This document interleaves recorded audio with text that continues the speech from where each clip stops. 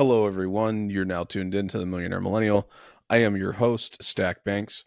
Um, Today is June the 10th, 2024. And I just wanted to thank everyone who tuned in on TikTok and saw the live stream of Roaring Kitty going live. For those of you who don't know who Roaring Kitty is, we're going to get into that. But maybe you guys have heard of the GameStop saga and everything that's going on with that. We're going to get into that as well. So, um, usually I post a little bit more frequently, and I have not just over this last week because there's been so many things going on. I wanted to actually see how they developed before I started giving you guys info and potentially the wrong info and things that maybe you guys might do that you might then do in the markets or whatever. And so I wanted to take a moment and let the dust settle before I actually informed you guys of my take of everything that's been going on with GameStop and Roaring Kitty and all that, and and get into that. But before we do, I want to make sure, and I try to express this every time that I talk to you guys or do a podcast. This is not financial advice. This is not investment advice. This is not crypto investment advice, speculation, any of that. This is meant to be educational. This is meant to also somewhat be entertaining. But I try to be informative and give you guys a good place to start doing your own research in these fields. And then hopefully provide you guys a little bit of what my personal take is on it. But I am not a financial professional. I do not hold any degrees in this stuff or certifications. It is just something that I'm highly informed about. And I do have stock positions. I do have crypto positions. I am a business owner. So take everything I say with a grain of salt, understanding that I have my own motives when it comes to the investment vehicles that I have and what I want from them. I will promise you guys this. I will never shill you guys anything or sell you anything or tell you go buy this. I'm in it, therefore you should go buy it. I try to be very transparent about what I hold. You guys can get on TikTok, Twitter, whatever, and see the different positions I hold. And I'm very open about the work that I do in the Web3 and crypto space and what I'm trying to do. And I don't have a meme coin or anything like that. I don't have a course to sell anyone. I'm working on some stuff that is going to function as compliance mechanisms, hopefully within the Web3 space, and lend some clarity to this space, because this space is running into issues like what we're seeing right now with GameStop and all that. And one of these days I'm going to get more into that. If you guys are curious, you can look up at Web3 Banks Coin on Twitter, or go to my Instagram, and there's links in the description to all that. But as for now, as far as Banks Coin goes, the announcements behind Banks Coin, we're still working on the white paper, or I'm still working on the white paper, but it'll be re-released shortly sometime this year. But I want to talk to you guys specifically. Well, first and foremost, like I said, this is not investment advice. I'm not an investment professional. Nothing I say on here should be taken as advice. Please do your own research. There are plenty of things I miss, or things that I miscommunicate on the podcast because of how busy I am and the different things that I have going on. Sometimes I misread things, or the accuracy of things is not correct, or my notes are not correct, or like I said, I misspeak information. So please, anything that you see on this podcast that you feel pertains to you or your situation, dig into it further, do your own due diligence. But what I wanted to talk about today is everything I see going on with GameStop and Roaring Kitty and the SEC and Robinhood and all that, and the actual mechanisms I see at play in the market. So for those of you who don't know, there's a gentleman by the name of Keith Gill, who is an investment professional. He holds a position, meaning he bought some stock in GameStop. Back in 2021, there was a movie made about it called Dumb Money. If you haven't seen it, you should. It's a great movie. And it will explain further in depth what happened with Keith Gillis and the whole GameStop saga, if you follow along with it. And you might have to do some research to understand some of the things that are going on in it. But it was huge in 2021. All over the news, the SEC and different organizations talked about creating new laws and doing different things, and there was a series of events that took place that led up to the GameStop saga. Essentially, well, I won't give you guys the history, go into it. There's plenty of information on that, but essentially, what happened in 2021 is that there was what I believe to be market manipulation done by Robinhood and institutional investors in order to keep retail investors, aka the average Joe, people who are day traders, whatever, from realizing gains in their positions that would have essentially bankrupted or nearly bankrupted at the time, or at least heavily devastated the positions of these hedge funds who had shorted the GameStop stock.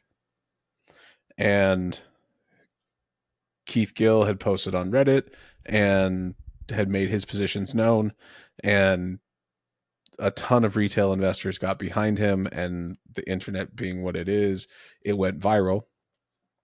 And then people who had no idea really what what day trading was, or GameStop was, or short investing, or short selling, or any of these things, or maybe they did.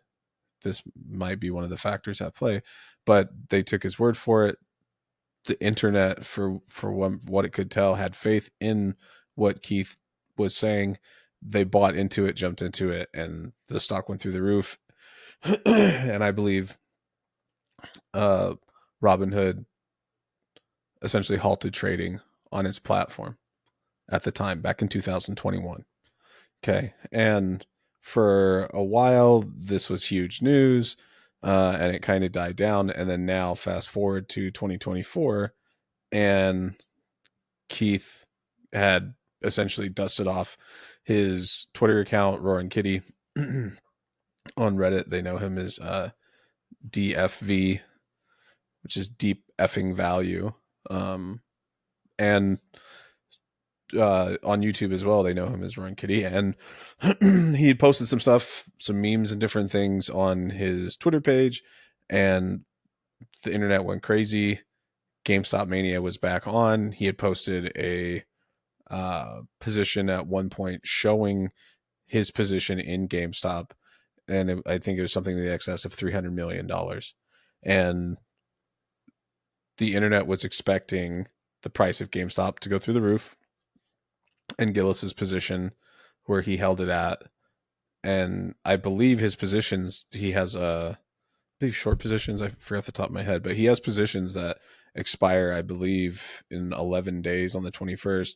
And if his positions are above the projected price point, which I believe they are, I think GameStop's selling at like $30 a share, $26 a share, or something like that. And it just needs to be above, I believe, like 21, which the price for his position to essentially push him into billionaire status, I believe the metrics are already there and were there on whatever day it was that he did the live stream on YouTube. I believe that was the 7th or the 6th. I forgot off the top of my head. But the interesting thing on that day, when everyone went crazy and started buying all the GameStop, trading was halted over 6 times on not only Robinhood but across all platforms in relation to GameStop. And I have been very hesitant to give my opinion on this, my personal, just flat out opinion, without any type of vitriol to it or making any accusations. But from the outside looking in, and I own GameStop. I actually own one share of it. I bought it on the lark, but just to participate really in the memery of it. But and I don't have any plans to sell it. It's not something that personally I hold a lot of it, and I think I forget what my price point was that I bought it at, but it was very minimal. But even owning one of something, right? And this is not once again, this is not investment advice. I do not recommend that you just buy a stock and never look at it again, and don't pay attention. I mean, I believe that you should be involved. If you're buying a stock, you're buying a share of a company. And how I personally invest where I see value. Okay, but I won't get too far into my personal investment strategy at the moment. But it's something that watching this one particular stock, and I own plenty of them, and cryptos too. Watching this one particular stock be halted across all platforms in the market for no other reason than the fact that someone who has a large online presence posted their position or talked about it or posted some tweets.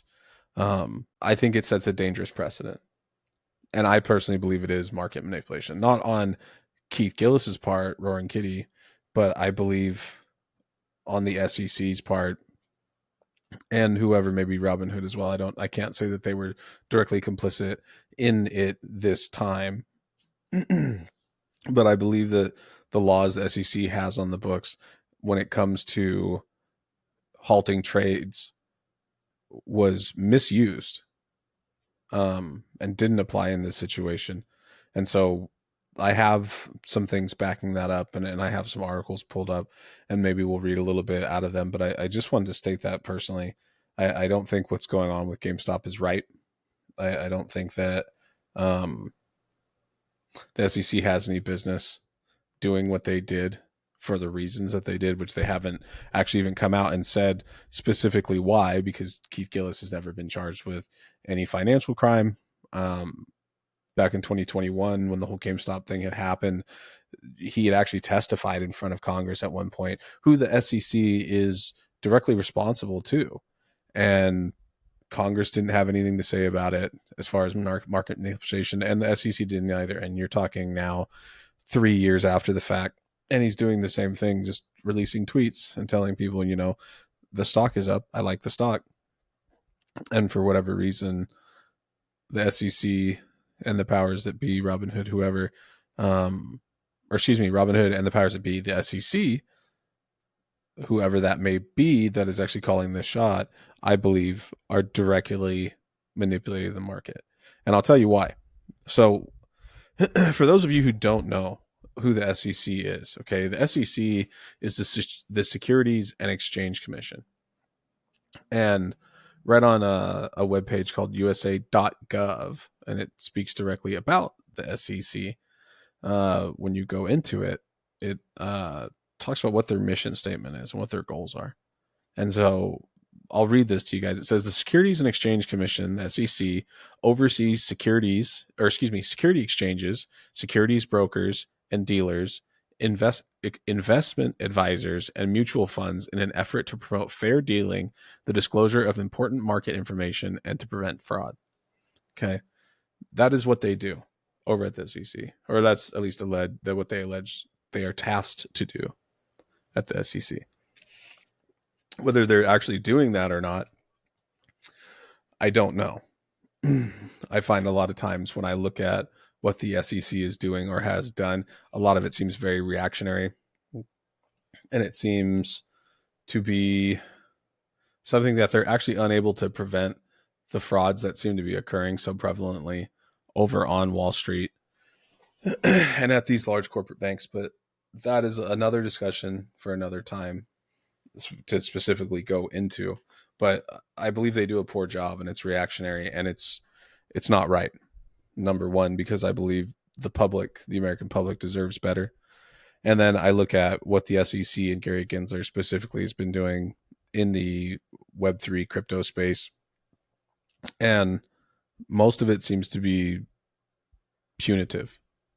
Gensler doesn't seem to be offering a pathway forward when it comes to crypto. If anything, he seems much more interested in prosecuting the CEOs and the founders and the people who are participating in these new markets, and actually in the communities, and bringing these projects to life. And I think that if the aim and goal of the SEC is to protect investors and protect the public, they should be working on ways to do that, and not just using one tool from their tool bag. Which here's some other things I was going to get into as well with you guys, just so how you guys understand how the Securities and Exchange Commission works. And this is from Investopedia. It's an article that's written by James Chen. If you guys don't know who he is, he's a trading and an investing expert, former director of investing and trading content over at Investopedia, and then he was also the former head of research at Gain Capital. And so very, very knowledgeable guy, and he's certified in his field and all those things. So he had written an article, and this was back in April of 2024, and it says, what is the Security and Exchange Commission? So the United States Securities and Exchange Commission is an independent federal government regulatory agency responsible for protecting investors, maintaining fair and orderly functioning of the securities markets, and facilitating capital formation. It was created by Congress in 1934 as the first federal regulator of the securities markets. The SEC promotes full public disclosure, protects investors against fraudulent and manipulative practices in the market, and monitors corporate takeover actions in the United States. It also approves registration statements for book runners among underwriting firms. Generally, issues of securities offered in interstate commerce through the mail or the internet must be registered with the SEC before they can be sold to investors. Financial service firms such as broker-dealers, advisory firms, and asset managers, as well as their professional representatives, must also register with the SEC to conduct business. So the key takeaways of that, the SEC is a U.S. government oversight agency responsible for regulating the securities markets and protecting investors. They were established by the passage of the U.S. Securities Act of 1933 and the Securities and Exchange Act of 1934, largely in response to the stock market the stock market crash of 1929 that led to the Great Depression. And then the SEC itself can bring civil actions against lawbreakers, and also works with the Justice Department on criminal cases. So for those of you that don't know, the SEC is structured into different departments. Okay. So the SEC's primary function is to oversee organizations and individuals in the securities markets, including securities exchanges, brokerage firms, dealers, investment advisors, and investment funds. Through established securities rules and regulations, the SEC promotes disclosure and sharing of market-related information, fair dealing, and protection against fraud. It provides investors with access to registration statements, periodic financial reports, and other securities forms through its electronic data gathering and analysis and retrieval database known as EDGAR. The SEC is headed by 5 commissioners who are appointed by the president, one of whom is designated as a chair. So that's Gary Gensler. Each commissioner's term lasts 5 years, but they may serve for an additional 18 months until a replacement is found. The current SEC chair is Gary Gensler, who took office April 17th, 2021. To promote nonpartisanship, the law requires that no more than 3 of the 5 commissioners come from the same political party. The SEC consists of 5 divisions and 23 offices. Their goals are to interpret and take enforcement actions on securities laws, issue new rules, provide oversight of securities institutions, and coordinate regulation among different levels of government. The 5 divisions and their respective roles are as follows. So there's the Division of Corporate Finance, Division of Enforcement, Division of Investment Management, Division of Economic and Risk Analysis, and then the Division of Trading and Markets. So I'll read you really quickly their roles. So Division of Corporate Finance, they ensure that investors are provided with material information that is important, relevant to a company's financial prospects or stock price in order to make informed investment decisions. The Division of Enforcement, if you couldn't tell, they're in charge of enforcing the SEC's regulations by investigating cases and prosecuting civil suits and administrative proceedings. The Division of Investment Management regulates investment companies, variable insurance products, and federally registered investment advisors. Then there's the Division of Economic and Risk Analysis. They integrate economic and data analytics into the core mission of the SEC. And then the Division of Trading and Markets establishes and maintains standards for fair and orderly and efficient markets. So the SEC is allowed to bring only civil actions, either in federal court or before an administrative judge. Criminal cases fall under the jurisdiction of law enforcement agencies within the Department of Justice. However, the SEC often work closely with these agencies to provide evidence and assist with court proceedings. And so in civil suits, the SEC's seeking either injunctions, or they're going to seek civil penalties and the disgorgement of illegal profits, and or all the above, right? So basically, they're going to make it so a person or company that ignores an injunction is subject to fines or imprisonment for contempt, but they can actually handle once monies are found to have been illegally gained, and that amount getting that judgment actually back to the people that were defrauded. They can also have, like a variety of administrative proceedings, which are held by internal officers in the commission. And common proceedings include cease and desist orders, revoking or suspending registration, imposing bars or suspensions of employment. The SEC also serves as the first level appeal for actions sought by the the securities industry self-regulatory organizations such as FINRA or the New York Stock Exchange. Okay, so here's the thing.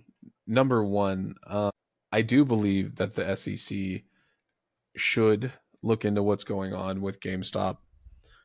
I think they should actually look internally as well. I think that there should be some agency, if not Congress itself, looking into what is exactly going on over there, because for them to revisit a subject 3 years later, halt trading on it, revisit a stock, halt trading on it, provide no explanation why, I think not only is unprecedented, but it leaves a bad taste in investors' mouths, even if there is a legitimate reason behind it. I think it should be disclosed. And if there aren't laws already or regulations on the books that require them to do it, I think they should, especially if it's something that they essentially waited until Roaring Kitty's live stream started, and then they started halting the trading of the stock.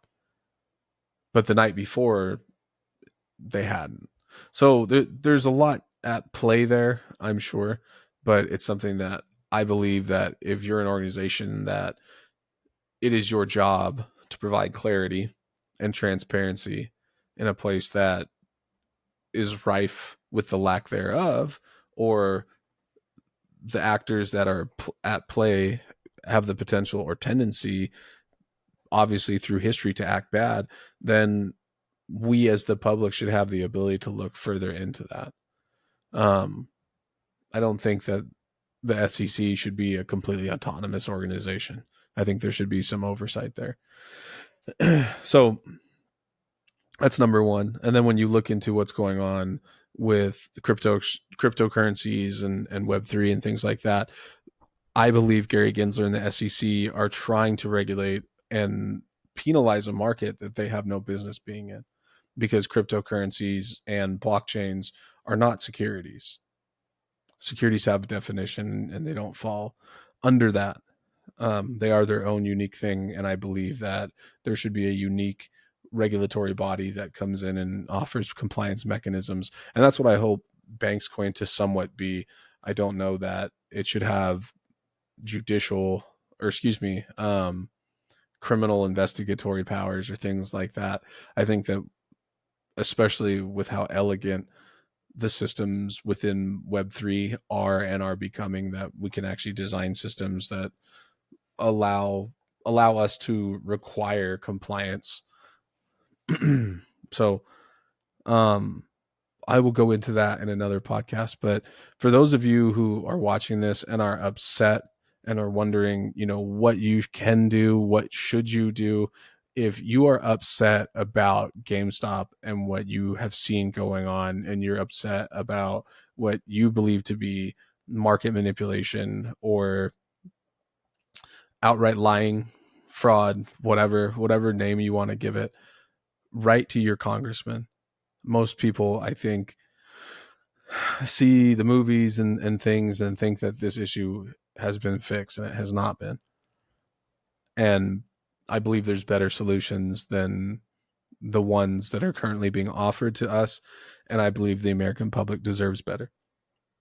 So please, those of you, I encourage you, if you are someone that feels outraged or disenfranchised with what's gone on with GameStop and the GameStop saga, and if you feel that it should be illegal, please write to your congressman. The more noise you make, it's very easy to, buy a stock on an app, but um, there needs to be community organization if we want change, or you guys want change.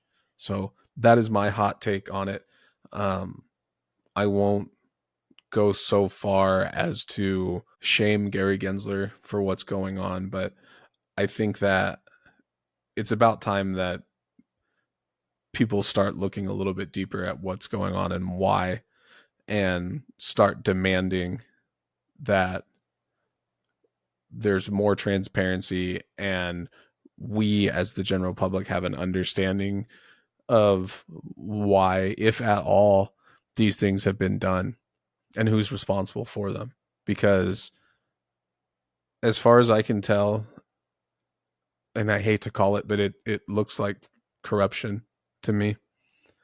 I think that, especially given Gary Gensler's past and where he comes from, working for the hedge funds and how many people at the hedge funds he personally knows,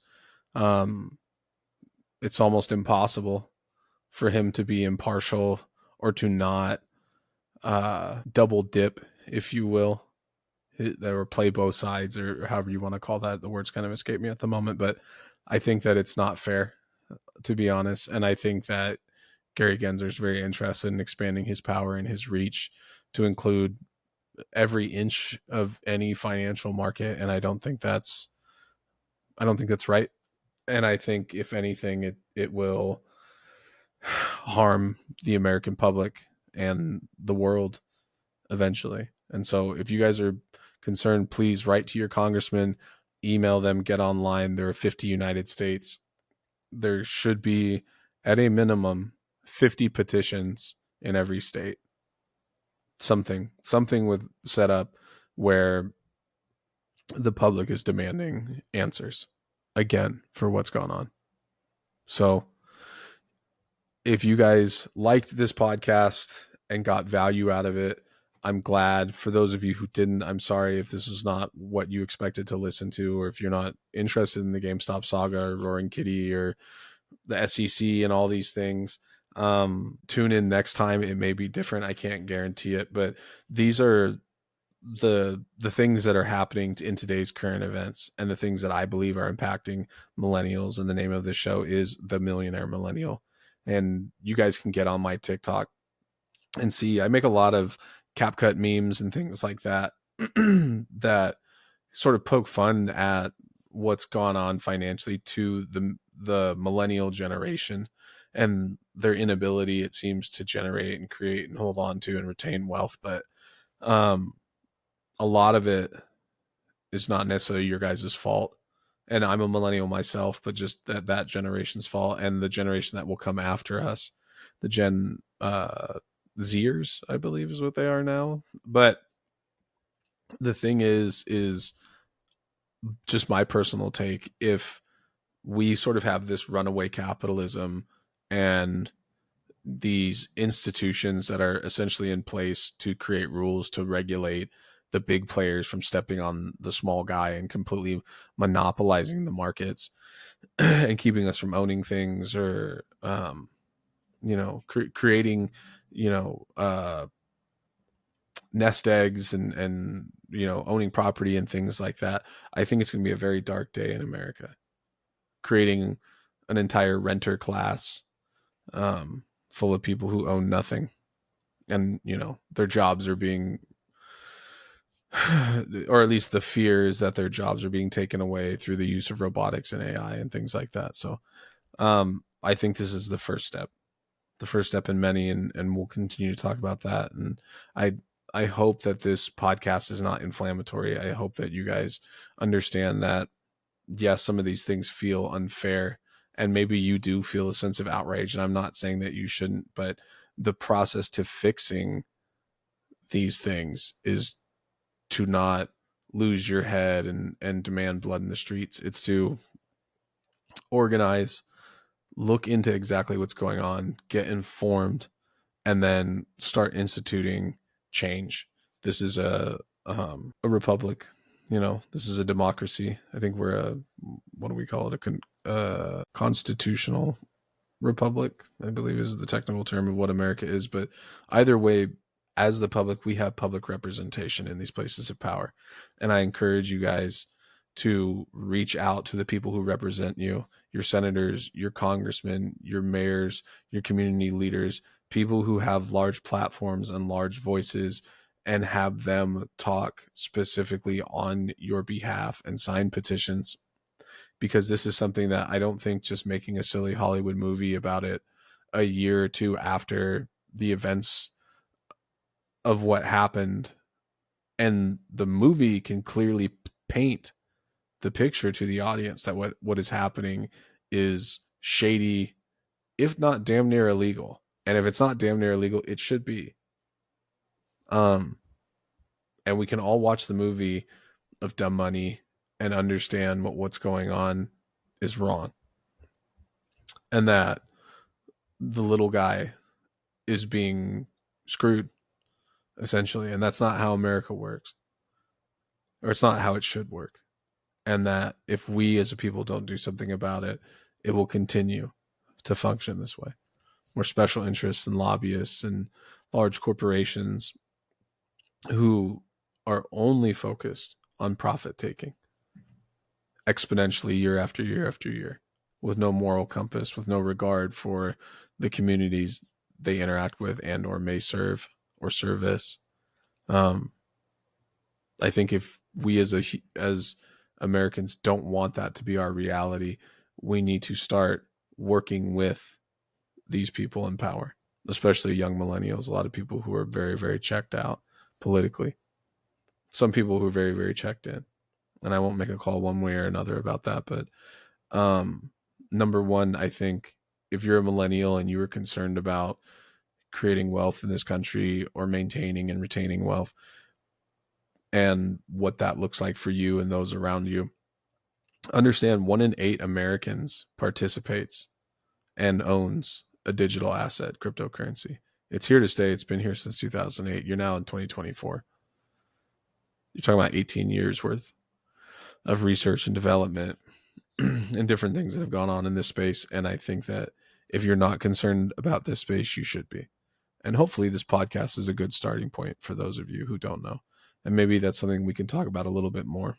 But I encourage you guys, please start writing your senators, start creating petitions and getting them signed and disseminating them. Go to Twitter, go to Facebook, get on YouTube. I'm doing the same thing, and I will more than likely be announcing some things in regards to all of this that I'll be doing in my home state.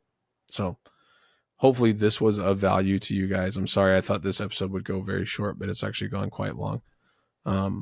So I will end it there, but I would encourage you guys, please like, share, subscribe to this podcast, like, share, and subscribe to me and to the podcast on all social medias at stackbanks.official or at the Millionaire Millennial Podcast. Those are my Instagram handles, and Twitter as well, Stackbanks, and then Twitter, I believe, the Millionaire Millennial Podcast, or the Millionaire Millennial Podcast, something like that.